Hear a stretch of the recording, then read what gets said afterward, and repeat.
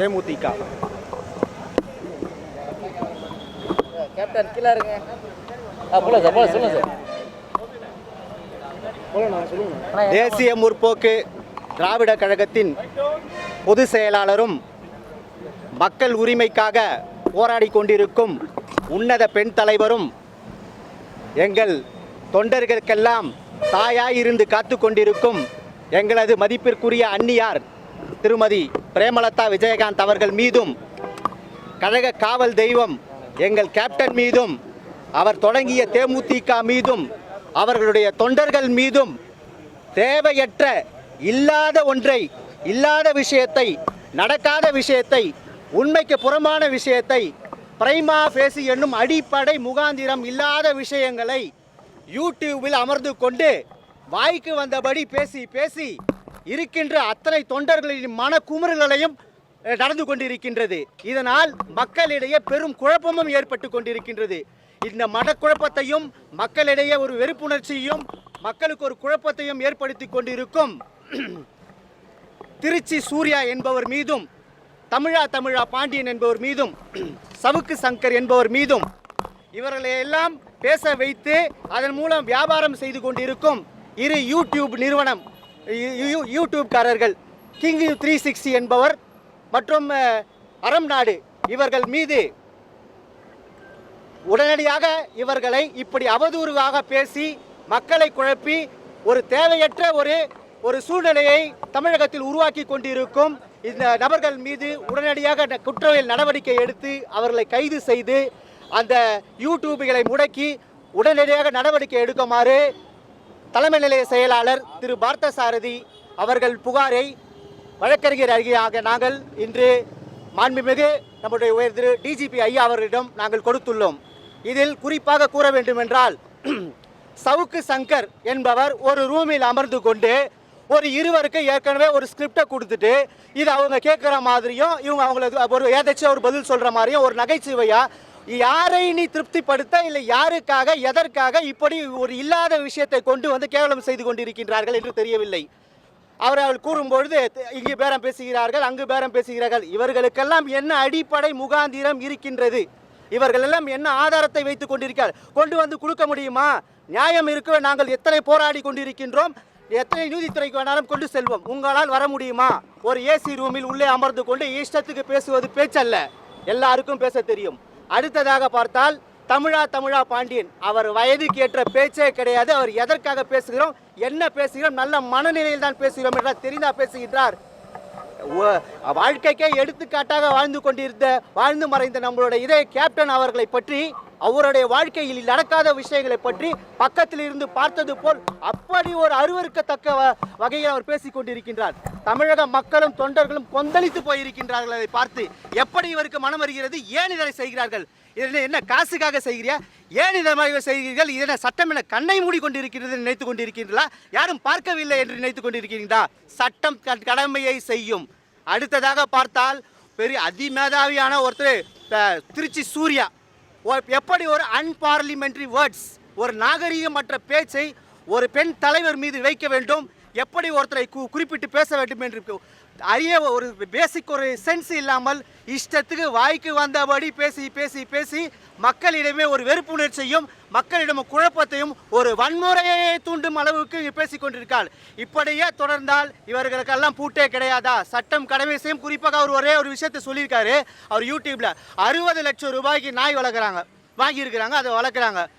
தேமுதிக அலுவலகமே நாய்க்காக தான் தேமுதிக அலுவலகத்தை வைத்திருக்கிறார் பிரேமலதா. இது கொட்டேஷன், ஏன்னா உள்ள போனோம்ல அதை பார்க்கறதுக்கு. நாய்க்காக அப்படின்னு சொன்ன வார்த்தையை யாருக்காக குறிப்பிட்டு சொன்ன அந்த வார்த்தையை? நாய்க்காக வராங்க. அதாவது கோடான கோடி தொண்டர்கள் அங்கே வராங்க. கேப்டன் ஆலயத்துக்கு தமிழக மக்கள் முழுசாக தரிசனம் பண்ணுறாங்க. அந்த ஆலயத்துக்கு வராங்க, அந்த ஆஃபீஸுக்கு வராங்க. நாய்க்காக அந்த ஆஃபீஸை நடத்தும். நீ குறிப்பிட்டு ஒட்டுமொத்த பேரையுமே நீ அவமானப்படுத்துவதை பேசிக் கொண்டிருக்கின்றாய். நாய் என்பதால் நான் ஒரு கருத்தை மட்டும் சொல்கிறேன். அங்கே கடிச்சு இங்கே கடிச்சு கடைசியில் மனுஷனை ஓட கடிச்சிட்டு இருந்தது ஒன்று, அது நாய் தான். அந்த நாய்க்கு மாண்புமிகு உச்சநீதிமன்றம் ஒரே ஒரு ஆர்டர் போட்டுது. ஒரே நாள் தான் சட்டம் தன் கடமையை செஞ்சு அப்படியே அள்ளிட்டு போனாங்க. அதே போன்று திரும்ப திரும்ப கடிக்க வந்தால், இது போன்ற வன்முறை பேச்சுகளை பேசிக் கொண்டிருந்தால் சட்டம் முறையாக நாங்கள் எல்லா விதமான நடவடிக்கைகளும் என்னென்ன சட்டமுறைப்படி எடுக்க வேண்டுமோ எடுப்போம். ஏன்னா எங்களுக்கும் கவுண்டர் கொடுத்து பேசுறதுக்கு லட்சக்கணக்கான பேர் இருக்காங்க. ஆனால் நாங்கள் அறம் சார்ந்த கட்சியை சேர்ந்தவர்கள், கேப்டனால் வளர்க்கப்பட்டவர்கள். ஆனால் எங்களுக்கு அனைவரும் இன்று குமுறலோடு இருக்கின்றோம். ஒரு கழக தாயாக நினைத்து கொண்டிருப்பது ஆபாசமாகவும் அசிங்கமாகவும் ஒருமையிலும் இப்படி இந்த மூவரும் பேசிக் கொண்டிருந்தால் இதை பார்த்து கொண்டு யாரும் சும்மா இருக்க மாட்டார்கள். சட்டத்திற்கு புறமான இது போன்ற நிகழ்வுகளை உடனடியாக ஐடி விங்கு அந்த விங்கு எல்லாமே இருக்காங்க பார்த்தீங்களா, அந்த இது ஐடி இன்ஃபர்மேஷன் டெக்னாலஜி ஆக்ட் படி அவங்களை கண்டிப்பாக கூப்பிட்டு நடவடிக்கை எடுக்கணும். இது தொடர்ந்தால் யாரை வேணாலும் இப்படி பேசலாம், யாரை வேணாலும் அடிக்கலாம், யாரை பிடிக்கலாம், அசிங்கமாக பேசிக்கலாம். டிவியில் போய் ஒரு சேனல் இருந்தால் போதுன்ற எண்ணத்தை, நல்ல சேனல்கள் இருக்குது, எல்லாம் நிறைய விஷயங்கள் நல்லதாக நடந்துட்டு இருக்கும் போது இந்த 2 சேனலை வச்சுக்கிட்டு இவங்க 3 பேரும் பண்ணிட்டு இருக்க வேலையை இத்தோட நிறுத்தணும். நாங்கள் சொல்ல வரல, புகார் கொடுத்துருக்கோம், எங்கே வேணாலும் நீங்கள் பேசுங்க. இனி தமிழகம் முழுவதும் அனைத்து சட்ட நடவடிக்கைகளும் தேமுதிக எடுத்து செல்லும். பூனைக்கு யார் மணி கட்டுறது? இது மாதிரி பேசுகிறவங்களுக்கு பூனைக்கு தேமுதிக மணி கட்டும், வழக்கறிஞர் அணி கண்டிப்பாக மணி கட்டும் என்பதை குறிக்கொள்கின்றேன்.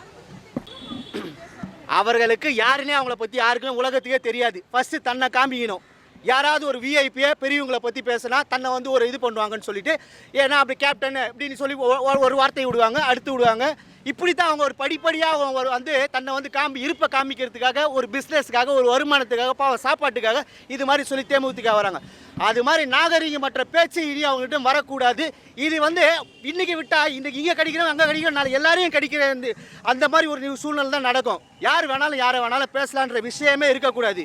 கருத்து மோதல் இருக்கா, நேரடியாக வா, ஒரு பொது இடத்துல வை, இல்லை தலைமை அலுவலகத்துக்கு வா, இல்லை இது மாதிரி உயர்ந்த ஐயா அவர்களுக்கு முன்னாடி வந்து கொடுங்க. ஆதாரம் இல்லை, இது மாதிரி இடத்துக்கு வந்து நியாயமாக நின்று பேசுங்க. நியாயம் இருக்கிறத நாங்கள் கொடுக்கணும். சும்மா ஒரு ரேசி ரூமில் உட்காந்துக்கிட்டு இவங்க இஷ்டத்துக்கு தன்னை பிரபலப்படுத்திக்கிறதுக்காக பேசிக்கிட்டு இருக்காங்க. இன்னொரு விஷயம் பார்த்தீங்கன்னா, தமிழகம் முழுவதும் எங்கள் அந்நியர் சுற்றுப்பயணம் சொல்லி மக்களிடையே போய் ஒவ்வொரு விஷயம் தேடி வெயிலையும் மழையில் நிற்கிறாங்க. இவங்களுக்கெல்லாம் 4 ரூம், ஒரு கேமரா வச்சு, ஒரு சேனல் சின்னதாக, எத்தனையோ நல்ல விஷயம் இருக்கும். அந்த 2 சேனல், இந்த அறம் நாடு அன்று கிங்ஸ் 360, இவங்க 2 பேர், அப்புறம் சவுக்கு சங்கர், அவர் என்னத்துக்கு தான் வச்சிருக்காருன்னு தெரியாது, அவர் இஷ்டத்துக்கு பேசுவார், அவர் பேசத்தான் பேச்சுன்னு. இந்த மூவரும் உடனடியாக தடை செய்யப்பட வேண்டும் என்று நாங்கள் உங்கள் கோரிக்கை வச்சிருக்கிறோம். நாங்கள் யூடியூபுக்குன்னு ஒரு வரமுறை இல்லாததான் இது காரணம் நினைக்கிறீங்களா?